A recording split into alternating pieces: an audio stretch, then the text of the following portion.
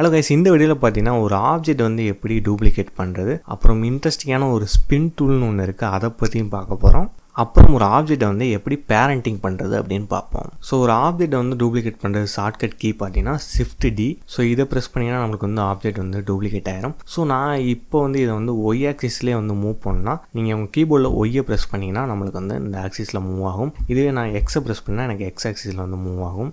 இப்போ வந்துட்டு நம்மளுக்கு வந்து 2 ஆப்ஜெக்ட் வந்துருச்சு. இப்போ வந்து பார்த்தீங்கன்னா நான் வந்து எடிட் மோடு போயிட்டு ஸோ இந்த ஆப்ஜெக்டில் வந்து ஏதாவது சேஞ்ச் பண்ணனா இந்த ஆப்ஜெக்டில் வந்து எதுவுமே நடக்காது. ஏன்னா இது தனி ஆப்ஜெக்ட், இது தனி ஆப்ஜெக்ட். பட் எனக்கு வந்து இதில் என்ன சேஞ்ச் பண்ணாலும் இதுலேயும் நடக்கும்னா அதுக்கு ஒரு வழி இருக்குது. ஃபர்ஸ்ட் நான் வந்து எடிட் மோட்லேருந்து ஆப்ஜெக்ட் மோடு போயிட்டேன். ஸோ நான் ஃபஸ்ட்டு இந்த ஆப்ஜெக்டை செலக்ட் பண்ணிவிட்டு Alt Dயை ப்ரெஸ் பண்ணேன்னா எனக்கு சேம் அதே ஆப்ஜெக்ட் வந்து டூப்ளிகேட் ஆகும். இப்போ நான் அந்த ஆப்ஜெக்டை கிளிக் பண்ணிவிட்டு எடிட் மோடு போயிட்டு இதோட ஃபேஸை செலக்ட் பண்ணிட்டு நான் எக்ஸ்ட்ரூட் பண்ணுறேன். இப்போ பார்த்தீங்கன்னா இந்த ஆப்ஜெக்ட் நான் என்ன ஆக்ஷன் பண்ணாலும் அதே ஆக்ஷன் இந்த ஆப்ஜெக்ட்லேயும் பார்த்தீங்கன்னா அப்ளை ஆகும். ஸோ இப்போ பார்த்தீங்கன்னா ஸ்பின் டூல் அப்படின்னா என்ன அப்படின்னு பார்ப்போம். ஃபர்ஸ்ட் நான் வந்து ஆப்ஜெக்ட் மோட்லேருந்து எடிட் மோடுக்கு வந்து சேஞ்ச் பண்ணிக்கிறேன். ஸோ அப்புறம் பார்த்தீங்கன்னா இந்த ஆப்ஜெக்ட் வந்து நான் வந்து கிராப் பண்ணிவிட்டு ஒய் ஆக்சிஸில் வந்து மூவ் பண்ணிக்கிறேன்.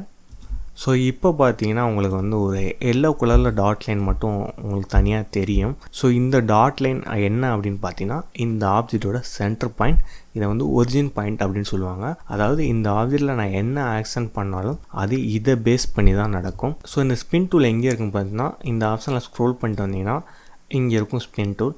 இதை கிளிக் பண்ணிவிட்டு நான் அந்த ஆப்ஜெக்டோட ஃபேஸை வந்து செலக்ட் பண்ணிக்கிறேன். செலக்ட் பண்ணிவிட்டு இந்த ஸ்பின் டூலை அப்படி அட்ஜஸ்ட் பண்ணனா இப்போ உங்களுக்கு அந்த சேஞ்சஸ் நடக்கிறது தெரியும். ஸோ இதுக்கப்புறம் ஒரு ஆப்ஜெக்டை வந்து பேரண்டிங் பண்ணுறது அப்படின்னா என்னென்னு பார்ப்போம்.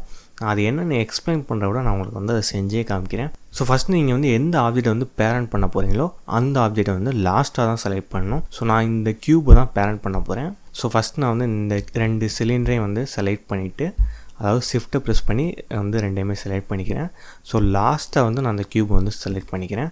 ஸோ இப்போ உங்கள் கீபோர்டில் பார்த்தீங்கன்னா Ctrl P வந்து ப்ரெஸ் பண்ணிங்கன்னா உங்களுக்கு செட் பேரண்ட் சொல்லிட்டு நிறைய ஆப்ஷன் வந்து ஷோ ஆகும். இதில் வந்து ஆப்ஜெக்ட் வந்து கிளிக் பண்ணிங்கன்னா ஸோ இப்போ இந்த 2 ஆப்ஜெக்ட்டுமே இந்த க்யூபோட பேரண்ட் ஆகிடுச்சு. ஸோ நம்ம க்யூபை வந்து எங்கெல்லாம் மூவ் பண்ணாலும் இந்த 2 ஆப்ஜெக்ட் வந்து இதை ஃபாலோ பண்ணும். ஸோ இதுதான் வந்து பேரண்ட், இது ரெண்டும் பார்த்தீங்கன்னா இதோட சைல்டு. ஸோ நான் இந்த க்யூபை வந்து எங்கே மூவ் பண்ணாலும் இந்த 2 சிலிண்டருமே இந்த க்யூபை தான் ஃபாலோ பண்ணும். பட் இந்த சிலிண்டரை நான் வந்து எந்த டைரக்ஷனில் வேணாலும் ஃப்ரீயாக மூவ் பண்ணிக்கலாம். இந்த 2 சிலிண்டர் நான் வந்து எந்த டைரக்ஷனில் வேணால் மூவ் பண்ணால் ஆனால் எந்த சேஞ்சஸும் நடக்காது.